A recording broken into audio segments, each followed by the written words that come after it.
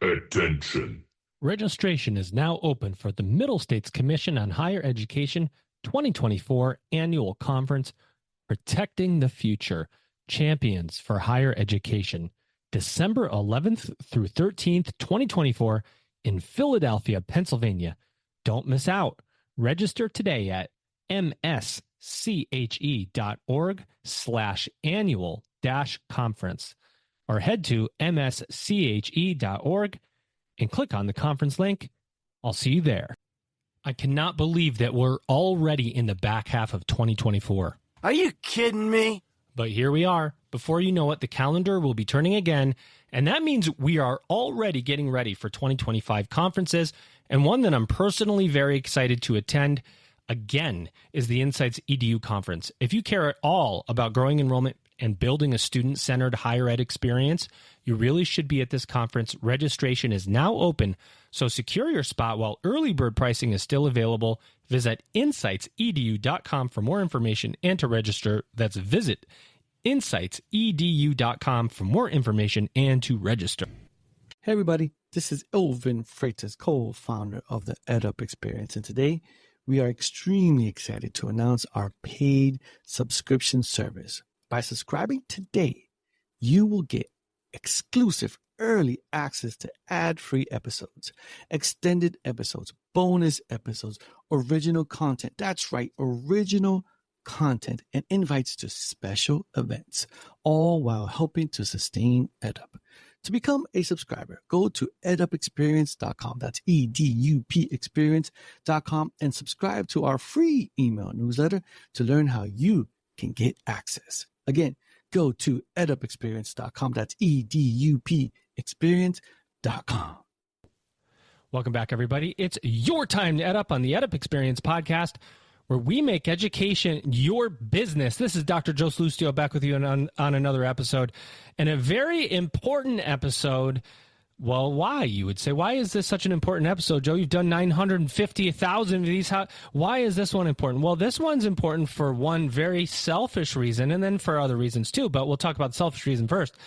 The EdUp Experience received our registered mark from the U.S. Trademark and Postal Office. So put USPTO, Postal and Trade, you know what I'm talking about. So now we're officially official. If that was a thing, it is now. And the EdUp Experience is a comprehensive platform to serve higher education through the podcast, the EdUp Experience podcast, the EdUp Experience Network, which has 23 podcasts within it, covering all different parts of higher education, the EdUp Wrap-Up LinkedIn newsletter, where I profile college and university presidents that I talk to on this podcast and go a little bit more in depth on summarize their episodes. The EdUp subscriber service, if you want extended conversations with the leaders that we talk to, the only way you can do that is to subscribe to the podcast. That helps us continue to buy new equipment. So we appreciate your support as we continue this podcast. And obviously, and newly released EdUp editorials that we have as a part of our website. So if you have something you want to write about, maybe something going on at your college, do you think it's important for the broader ecosphere in higher ed to know about? We have a worldwide audience, and you can just come to us. You can submit your work to EdUp at edupexperience.com, and we're going to publish your stuff. We're going to, if you write it, we're going to publish it. We're not going to put, we need this kind of word count or that kind of this. And, I'm not going to make you go beg to get your stuff published like you would in other places. I know, because I have done that myself, and it's not fun to do that. So we're going to publish it because we want to hear it. And if you've got something you want to say, we want to push it out to our global audience. And that's the way we would like to serve you, higher education. So write it up. Take that time. You got something sitting on your computer collecting dust right now, I'm sure. Send it to us. We want to push it out. And then finally, coming soon, which is my favorite, is the EdUp GPT, which will be free to everyone that subscribes to the podcast, not our paid subscribers. I mean, anybody that subscribes to our newsletter, anybody that goes to our website, you will be able to use the GPT. And when I say coming soon, I mean, it's probably going to be released by the time this episode is out.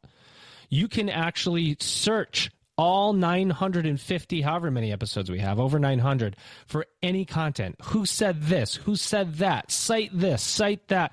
Tell me the 5 presidents that are talking about the future of higher education and what they said. Literally free for our audiences. That's the way we like to serve you, higher education. Okay, that's enough. Super selfish, but also there's stuff that I'm offering you for free. So it feels like that was okay, right? That was okay. Let's get to the real reason we're here. And this is a special leader that I'm about to interview. She's got a lot to say. She's got a great background. She's leading a great college. She's just doing important work, and she's passionate about it. So anytime I can bring somebody on that really loves what they're doing, the students that they serve, it's an honor to do so. I had it ready. I had the whole thing ready, and then I hit the wrong button. Let's get it. I got to do it the right way. Here we go. Ladies and gentlemen, here she is. Her name is Dr. Minita Ramirez. She's the president at Laredo College. Welcome to Annette Up Mike. How are you? I'm doing well. Thank you for that wonderful introduction, and congratulations on all your accolades. That's awesome. Wow. Thank you very much. We do it because it's like, you know what? There's so many untold stories. That's why we do this podcast. Why we have people who say, why did you do 950 episodes? Why do you do so many? It's like, how do you say no to some people? How do you say, no, we don't want to hear your story? So we just keep doing them and doing them. And I'm surprised we have not had you on earlier. I'll be quite honest with you. Well, thank you for that. And this is a good place for us to start because a long time ago, we interviewed Dr. Millie Rodriguez. Garcia. And at the time, she was the president of the American Association of State Colleges and Universities. And she might have been one of the first Latina presidents we interviewed. And we said, who are the other Latina presidents out there? And she gave us a list, and I think you were on it. And it just took us this long to get to you. But let's start there. You're at Laredo College. You're leading a diverse institution. Where are you? What do you do? How do you do it? And then we'll go from there. Well, we're in Laredo, Texas. And so we're right in the southern tip of Texas, right on the border to Mexico. I'm literally behind me, probably 200 yards is the Rio Grande River. Amazing. It is amazing. It's right there. And but we service 3 counties in Texas. The geography is divided into counties. And so we service Webb County, Zapata County, and Jim Hogg County. And but we only tax the citizens of the city of Laredo. This college was started back in 1946. It's an old fort. It was the old Fort McIntosh. And it was really the U.S. Army's first line of defense to this border. And we had all kinds of soldiers here back then. It was an incredible Army base. And when that closed, the school district was given, the local public school district was given the opportunity to take over the property and start this college. And the whole idea was that we were going to reskill and retool the soldiers that were returning home from war. That was the initial premise. And so today, fast forward 77 years, I'm the first female president. I am local. I'm obviously Hispanic, but representative of the community. I studied here when I was fresh out of high school, before I went on to university. Most people in this community and in our surrounding rural communities will start here at the college and then go on to university or get trained here in one of our workforce programs and move on into the workforce arena. And so our goal every day is to really support and engage our folks who are interested in reskilling and in retooling to continue to elevate their status within their work environment. That's one group. The second group is obviously our traditional age students who are coming out of high school and hopeful to transition into a university life. But along the lines, we went from being Laredo Junior College to Laredo Community College and now Laredo College. We offer 2 bachelor's degrees. In Texas, community colleges are allowed to offer up to 5 bachelor's degrees by legislative authority. We offer one in nursing, a Bachelor of Science in Nursing. And the second one is what we call our BASORG. It's a Bachelor's of Applied Science in Organizational Leadership. And many of our students are adult learners who are trying to move up in their current positions. And so our constituency is very diverse from a socioeconomic status and from an age status. But the majority of our students are all Hispanic or Latinos and Latinx. They all come from the same basic geographic region. We're a commuter school. We don't have on-campus housing, but we are offering free meal plans to our full-time students who are enrolled full-time. We offer what we call the Palomino Pledge. So students whose financial aid is not enough to cover their tuition and fees, we cover it. And so basically making a college degree free and affordable to anyone who really wants to study. You know, you've brought so many questions. I mean, being the first woman, first Latina president in an area, do you have an HSI designation? I would assume that you Yes. do. Actually, Laredo College was one of the very first colleges. There were 13 or 14 colleges who started HACU, which is the Hispanic Association of Colleges and Universities. Laredo Junior College at the time was one of the initiators of HACU. And so we've had an HSI designation since we began. HACU is Dr. Antonio Flores, I think I interviewed him a couple of years ago. An association doing very important work. Do you think about where you are? If anybody is thinking about the state of Texas and the long line that goes against the border of Mexico, and Laredo's like on the line, it's like right on the U.S. side. You have different considerations in that area. You have people coming into the United States. Do you is there a charged political environment, maybe more charged down there because of the immigration issues and stuff like that? Or you just serve students that want to be served? Is it any different than anywhere else? Well, from what I've seen in other parts of the state and in some of the other parts of the country, I think we have a very unique situation. So, people will call me from other states and say, okay, I have a very large Hispanic population. We don't really know how to deal with them. What do I do? And it's like, wait a minute, why are you dealing with your students? I don't think that's the right terminology. It's how do we effectively educate any student, regardless of their background, their socioeconomic situation. If they're coming to your door, they want to learn.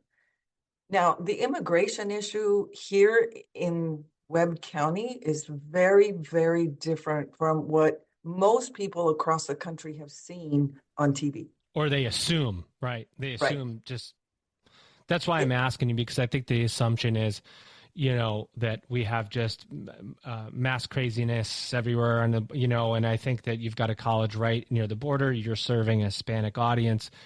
And one of the things that I find most unique about students that are Hispanic, Latina, there is a large familial aspect to enrolling them and supporting them, the expectation of what they deserve from the parents, who sometimes are very involved in the, and I don't want to say strict in some ways, but the high expectations too. Like, this is a doorway to a new life. You better take advantage of it.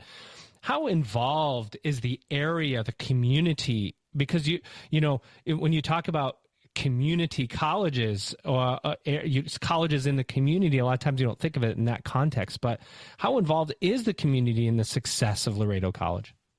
Well, I'm a product of this school. And my mom was a teacher. My dad was an Army veteran who didn't have a college degree. He went to a technical school after he returned back from the Army. He was in the Korean conflict. And so there was the expectation for us was that college was it was like the 13th grade. And we growing up didn't know any better other than we were going to go to what was then LJC, which is today Laredo College, right? And so, but it's very much like that. Our recruiters are in our high schools twice a week. They're there. They get to know the students very early on. They get to know the parents very early on. We conduct FAFSA nights on our campuses. We have 2 campuses, but we also conduct them at the high school campus where parents can come in and get support in filling out that. I don't know how many people have tried to do the FAFSA recently.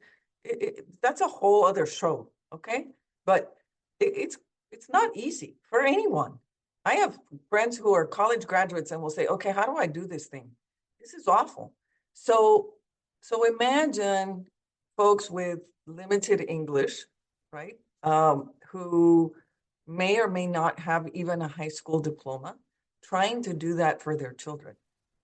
And it becomes like thinking their life savings is on the line as they're signing something that from the United States government. You know what I mean? Now, the other issue is, you hear about how loan debt is out of control amongst minorities. Well, not around here, because I can tell you that I served at a university before I came here. Hispanic families are very, very totally against borrowing money for anything because they're always worried about how am I going to pay it back. They don't want to borrow money. Hence, our population growth this fall semester from last semester, it's almost 19% growth amongst our dual credit students. And overall, we're at a 7.2% increase, in the general population. So what do we attribute that to? To the fact that we are the community's college. Our business community is very involved in what we do every day. They're part of our advisories. They're part of our support group. They're part of I meet with them. This last summer, I did my second tour of the business community, the medical community. And so I go around talking to people that head different major employers and asking them questions about, how do you feel about the college? What are our graduates doing when they show up at your front steps? Are we meeting? What do they need, right? What do you need as an employer, right? And so all of that, I think, has really become part of what we're looking at being a standard college best practice. And so we're pushing out graduates as quickly as we can. But I'll tell you, some of my workforce areas, I can't graduate enough welders, HVAC people, or electricians fast enough. Surprise! Yep. And they get jobs. They do. And they do well. Well, we've got a huge railroad thing going up around here, right? It's a whole new bridge to connect Mexico to the US. So now we're going to have one rail line going in and one rail line going out. And that whole thing, they hire every welder I graduate, starting at $120,000 a year. Get out of here. I'm not kidding. This is lunacy. Not really, not for them. It's not. Not for them. It's not for me. I'm like, wow. Well, and it's funny you say that because that's so true. And I've said this before in the podcast when I was living in Southern California. So I've been in St. Louis for 2 years, but the previous time I was for 4 years in Southern Cal, you could not get an electrician. If your lights went out, you literally could not find anyone that would come to your house in the same day, next day, maybe in the same week. It was like 2 or 3 weeks out to find somebody to do the blue collar work. And, there's reports that have just come out saying there are just not enough blue collar workers out there. There's tons and tons of jobs, infrastructure jobs, roads, bridges, people that are doing this hard work, and you just can't find anybody to do it. Electricians, HVAC, technicians. I mean, just welders. There's no one. And then it's like, how do you get people interested in welding? It seems like, you're a kid, you're growing up, and you don't go, hey, mom, or dad, I think I want to be a welder, until you get really close to the point where you find out about welding. I don't think it's like doctor, lawyer, nurse, welder. So, the pipeline is probably shorter, right? There's just not as many people in it. Well, and the thing is, now I have, for example, last semester, I had this last spring, a young lady who was graduating out of the welding program. And so I asked her, I said, what made you go into welding? And she said, I do welding art. She said, I love creating things with metal. How many young lady welders are there compared to young men welders? Are there? Well, that particular class had two. Typically, there are, one or two females in the group. Yeah. And they're cohorted. And the other thing we've done is, and it's really become extremely effective for us in those workforce areas, where they're doing one class every 4 weeks, but it's intense. Yes. And those 4-week courses helps them get through 12 hours every semester. So they're full-time enrolled, they stay engaged, and in 1 year, they have their 3 certificates in welding. It's really awesome. Did you play around with the academic modeling?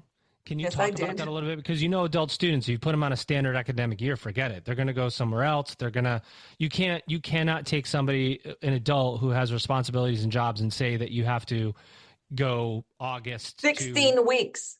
Yeah, 60. It's the most ridiculous thing in higher ed, right? And we still do it. We still force adult students to do that. And if you actually package them with financial aid on a standard academic year, they come out with a balance and end up dropping out. And so, well, we know in higher ed, based on all the research you look at, and there are a lot smarter people out there, I'm sure, that know this better than I do. I just happen to read a lot of this stuff, and so. And the idea is, what we know is that about the 7 or 8 week mark of every semester, our students hit a wall. We know that. So if we can cut the 16 weeks into 2 semesters so that when they hit the wall, they're closer to the end than they are to the beginning, they finish. And then you put a 1 week. That's right. Then you put a 1 week break in between. You give them a rest, and then you bring them back. So your fall break is in the middle of the 2 8-week semesters. Your spring break falls in between the 2 spring 8-week semesters. In the workforce, because of the way we were using the limited spacing we had, that 8-week thing wasn't working, because I was running 3 cohorts, one in the morning, one in the afternoon, and one in the evening. Yep. And so the electricians would come in and wire all their little cubicles, right? And then the next class would come in and unwire everything and rewire everything. And so it was just not working. So we had to come up with a different model. So we've got everybody. It's a 1-year program, and we admit every January, and they go the whole year. And we figured out that if we could keep them engaged for 4 weeks at a time, the whole morning, they could work all afternoon and evening. Or the afternoon kids were working in the morning and in the and that's the way it went. And they stayed with the program. We did this my first year here. I've only been at this college for 2 years. I just started my third. And we really found a formula that works for us. And then in continuing ed, we found that different models worked in continuing ed. Some programs we have in there are 6-week programs. Other programs are 7-week programs. Some are 10-week programs, depending on what they're doing. And so, the structure and the model, the federal government, the U.S. Department of Education, tells us that full time is 12 hours. Well, when you've got nursing students that are doing internships and working part-time at the hospital, for them, 10 hours is full-time. And we're learning to play with that as well. We have to be cognizant that most of our adult learners have other responsibilities and are going to school full-time. They're trying to pay their way. They're working and taking care of families. So if we really are committed to building a stronger Texas, a stronger America, where people can actually work and take care of themselves, then we've got to create educational models that are supportive of their life. We don't want to make them dependent on a model that gives them something without them earning it. And they're earning it, and our kids are doing great. We're so proud of them. like that.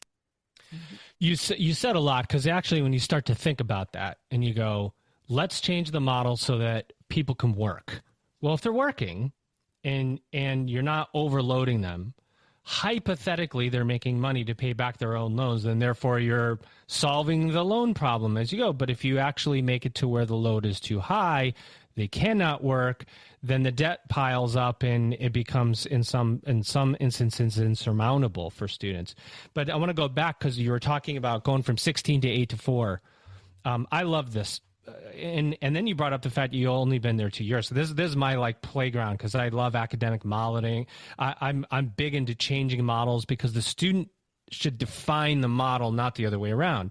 Right. So the big to do right now in higher ed is student first. I hear it all over. We're student first. We're student first. You're student first. Blah, blah, blah.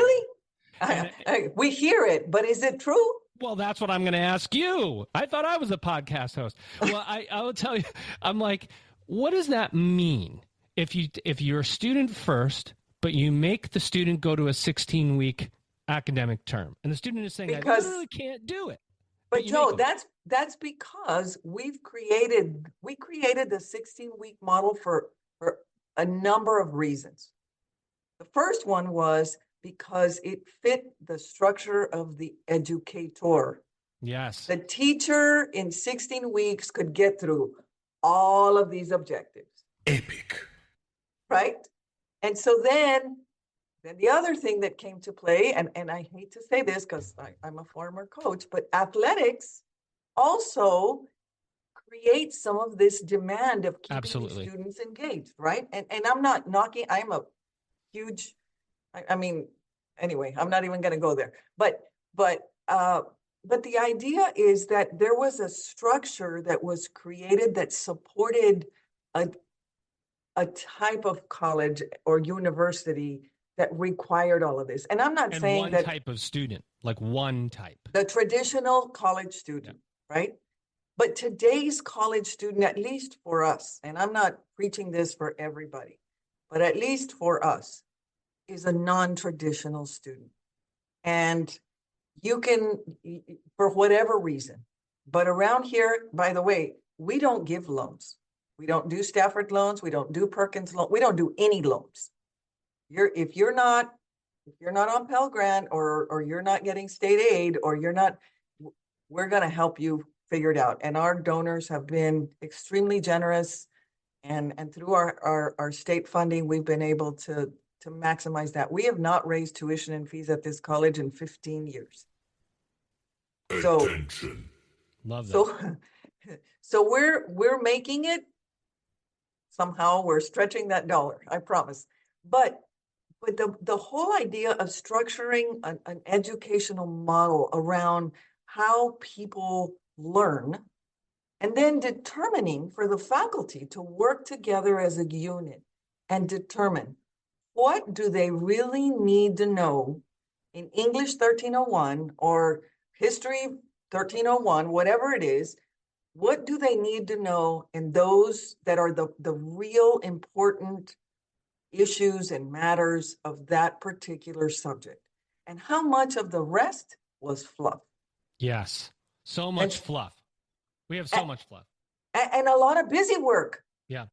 You know, I can tell you that as a student and as a teacher, I learned more as a teacher from my students when I asked them to write than when I asked them to do a multiple choice test. because multiple choice tests don't tell me anything about my student. Except When that the person who answered C on everyone was me, right? That's the only thing it tells you. But when I asked him to write and give me an opinion and support it with facts, that told me so much more. I was a history teacher. So that told me so much more about the individuals. And I knew who my students were.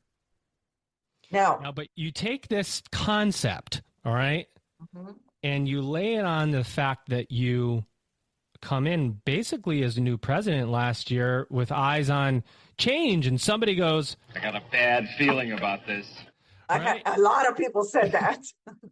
One of the, I mean, you know, there's books. I've written a book, and I wrote about there's just an inertia. It's just like change. Fear of the change. Fear of change. And you know, I wrote an article called The Assimilation Culture, and I've felt this way about higher ed, where there are a lot of change makers, but the structure is designed to assimilate you to it, not to allow for you to disrupt it. And so eventually a lot of change makers kind of just fall in. Eventually it's like quicksand. It just, you sit there and you think you're pulling your feet out of it. And you ever seen The Never Ending Story? I just watched it with my kids not too long ago, and the horse is sinking in the swamps of sadness. And it's like, you know, that's what it kind of can feel like sometimes when you're driving change. What did you do that allowed you to have that success?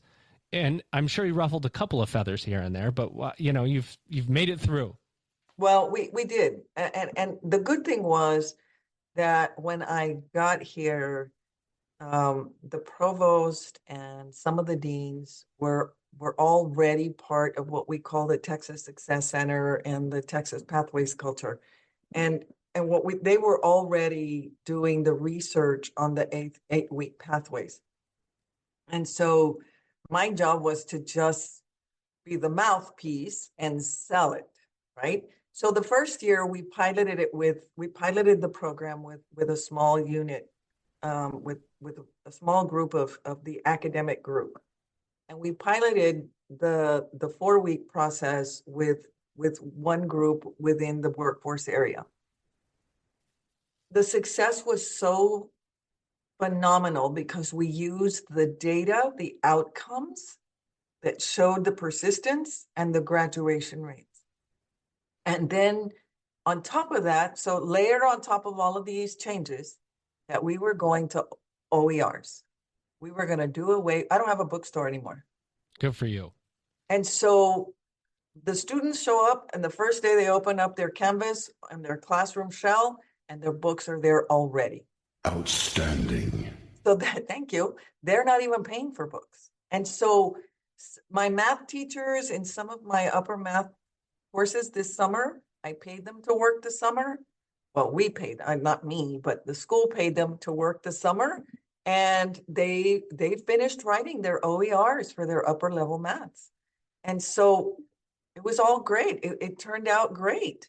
And so ideally what we're able to do now is we're able to resource our students and our faculty. We're doing, at the end of every year, we're also assessing what we did, what we learned, and how are we going to improve that. So there's constant assessment every summer. The month of June we spend about 3 weeks with department chairs and faculty. And we did it this summer, we did it last summer, and we're going to do it again next summer, where we're doing that instructional assessment of what we're offering and what we're doing. And so we're giving them the voice. All right, what worked? What didn't work? How do we fix it? Where do we change it? I'm not going to tell you how to fix it. You're going to tell me how you're going to fix it. What is going to work best for your class and for your students? Because I'm not the expert in physics. I'm not the expert even in history. You're the one that's in the classroom. I need you to tell us, how do we fix it? And they did. And they were very vocal. They were very, very adamant about what needed to be in the curriculum. And I always think of Leo Buscaglia's poem, The Animal Schoolhouse, right? Where, you know, everybody wanted to give their assignment of perpendicular tree climbing and burrowing had to all be in the curriculum and everybody was going to learn the same way. They're not. That is my favorite point, because our kids don't all learn the same way. And just because you're making an A in perpendicular tree climbing doesn't mean you're going to make an A in flying. You're not. I'm not a bird. I'm a tree climber. So, I mean, it takes me longer to get to the top, and that's okay. It just allows us that opportunity to find the right place for all of our students.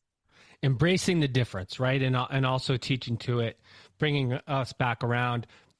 You're from the area, Latina president. You've got a huge Hispanic population down there. What does it mean to you to lead this college in your area as the first Latina president? And what do you need? I'm trying to think of the right question, but what is it? Higher ed needs more Latina presidents. Let me just say that. We need more women in presidential positions and women of color in particular. What has the road been like for you? And what advice? I mean, listen, I've asked like 6 questions in a row, so you could take whatever ones you want. But, how did you get there? What barriers did you overcome? What advice do you have to other Latina presidents, up and coming, or people of color who are trying to aspire to the highest level? Attention. Registration is now open for the Middle States Commission on Higher Education 2024 Annual Conference, Protecting the Future, Champions for Higher Education, December 11th through 13, 2024 in Philadelphia, Pennsylvania.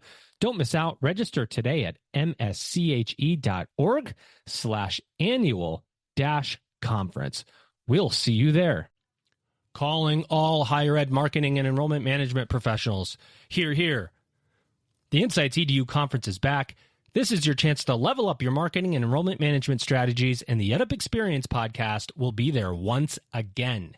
Join us at the Ritz-Carlton, New Orleans, February 12th through 14th for an unforgettable conference. Registration is now open with early bird pricing. Outstanding. Hey everybody, this is Elvin Freitas, co-founder of the EdUp Experience. Are you enjoying the conversation so far? Good, I hope so. Did you know that you can actually hear this conversation early before anybody else and ad-free, so you don't have to hear my voice during these ads? And did you also know that you could get extended episodes, bonus episodes, original content? That's right, original content and invites to special events, all while helping to sustain EdUp? Well, if you didn't know, now you know. So go to edupexperience.com, that's EDUP experience.com, and become a subscriber today. First, you got to sign up to our free email newsletter, and then you'll find out how to become a subscriber. Again, go to edupexperience.com. That is a loaded question. I know. I asked like 8 of them in a row, so you can just answer one. Whatever one you want. So, all right. I try not to get emotional with some of this stuff. If I'm making you emotional, then I'm doing my job. So talk about meaning first, because the cool thing is that you're in your hometown, and that's got to mean a lot to you. So I never thought I was going to be, I never dreamed I was going to be a college president. Like that wasn't, I don't know that anybody grows up thinking I'm going to be a college president one day, right? Nobody does. I wasn't. And the trajectory to this amazing place is really interesting, because when I moved back to Laredo, I was working at one of the school districts, as I was in public ed before, and I was in educational publishing actually. And so when I moved back to town, I was a single mom. I had a young son, and I was freaking out. And I had, of course, family support, but I was still freaking out. Very common in our culture, right? You come home with your kid, and here you are, recently divorced, and now what? And so I went. One of the school districts had an opportunity, and I took it. And shortly thereafter, there was my supervisor at the time said, there's an opportunity at the university. You need to take it. You need to apply. So I did. And at first I thought she wanted to get rid of me. And then she said, it's not that I want to get rid of you. It's just you're wasting away here. You need to move on. I don't have enough work for you. And you got a lot more in your tank than and you need to go. So I did. I applied on the day of my interview. My father died. And so I missed the interview. And about a week later, I got a phone call from the provost at that school at the time, the university across town. And he said, I know you've been through a really difficult situation, and I'm sorry.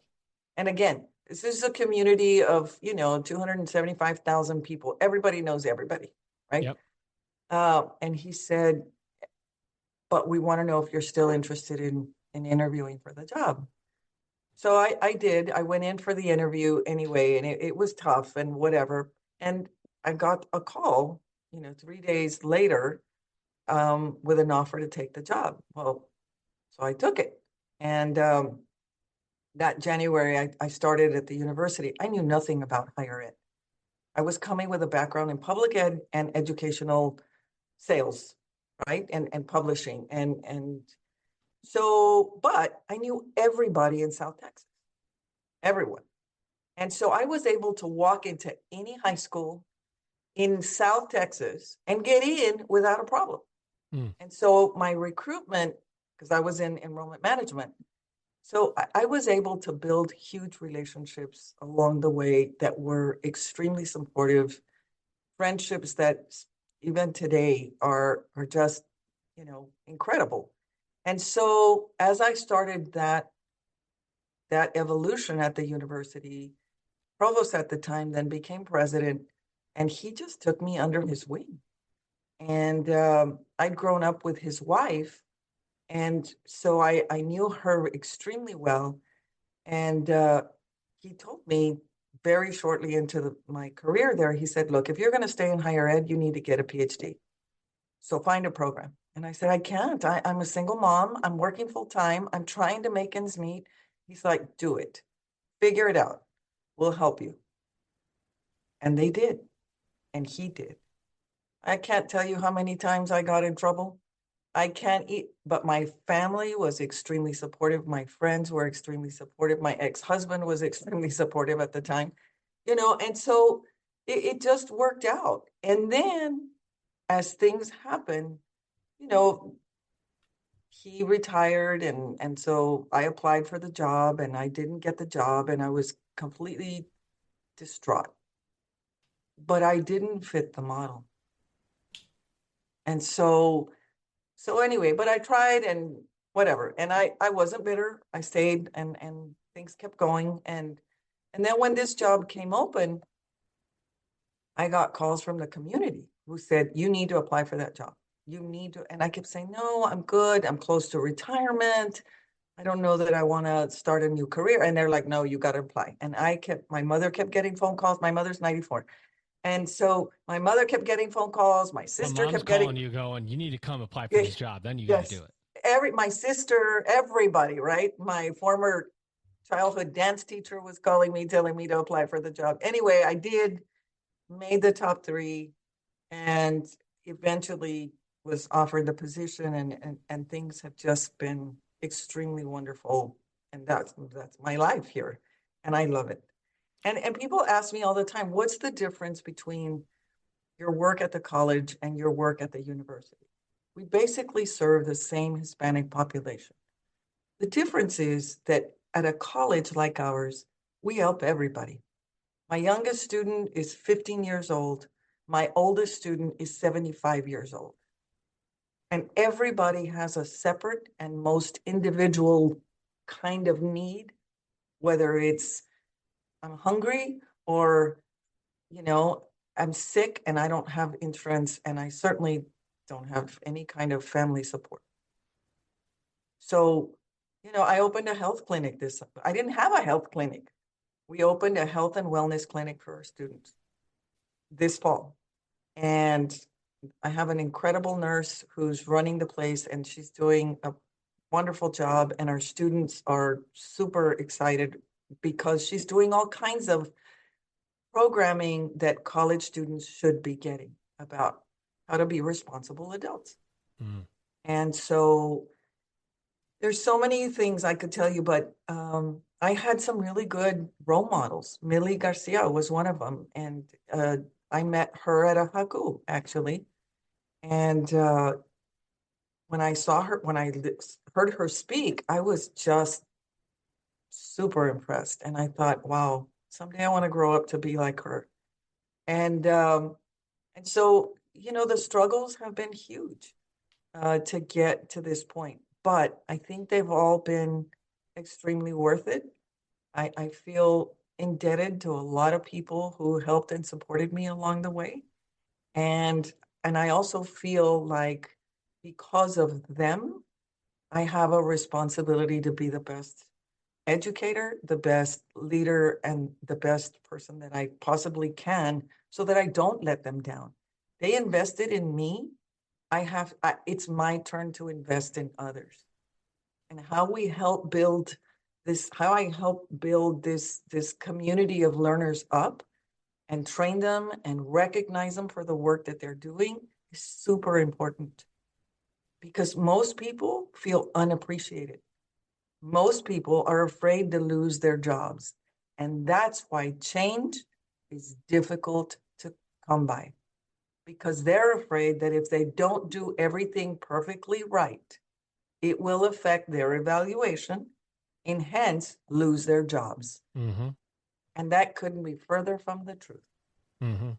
And I tell them all the time, I would rather catch you doing something that even if it doesn't work, we tried something and we're going to try something else and we're going to learn from it, than catch you doing nothing.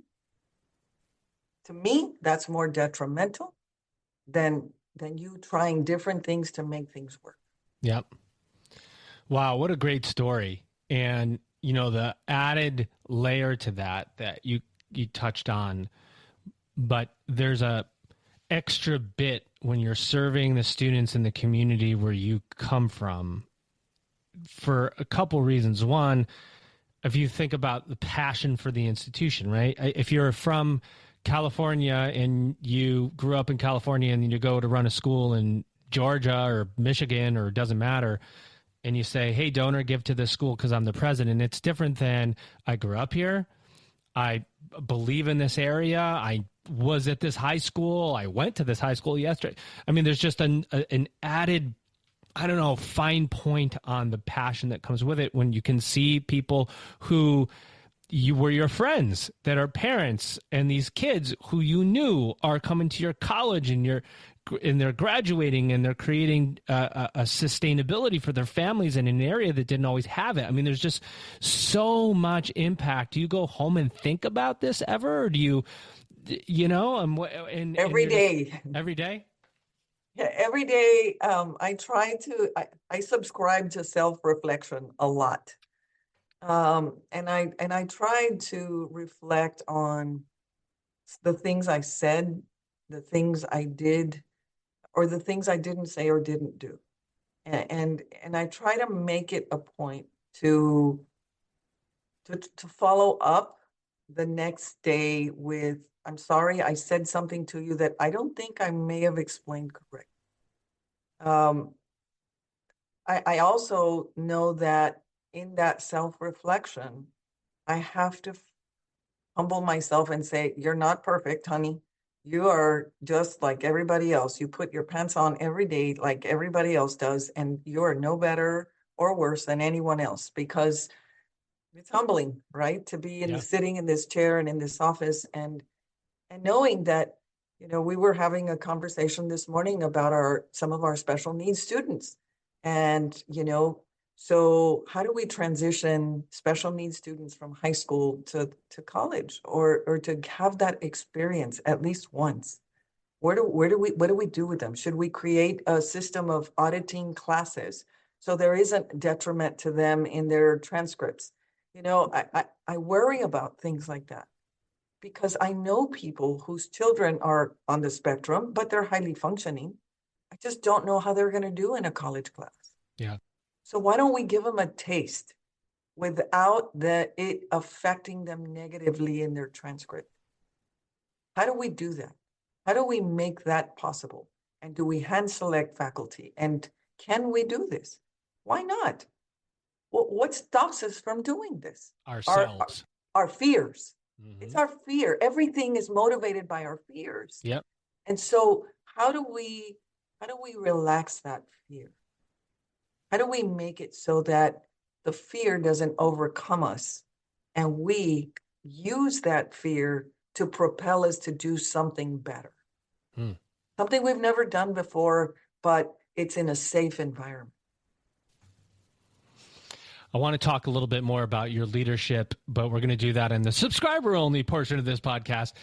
As we finish up this part of the episode, what else do you want to say about Laredo College? Open mic. Take us home. Well, we're a college that has something for everyone.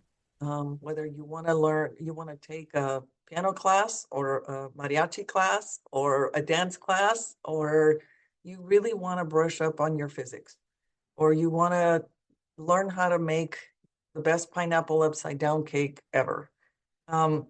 We have a varied number of programs, and we're in high need of developing others. I have a list of about 8 programs that we really, really need in this area. I need a plumbing program. I need $535,000 to start my plumbing program. I have the space. I don't have money to buy the equipment. Yeah. Haven't raised taxes. We won't raise taxes. We actually cut taxes. We haven't raised tuition and fees. Why would I do that? I can't put that burden on my students. So I'm hoping that there's a vendor or a listener out there who might be willing to say, you know what, I got $550,000 I want to spare and get a tax deduction. There you go.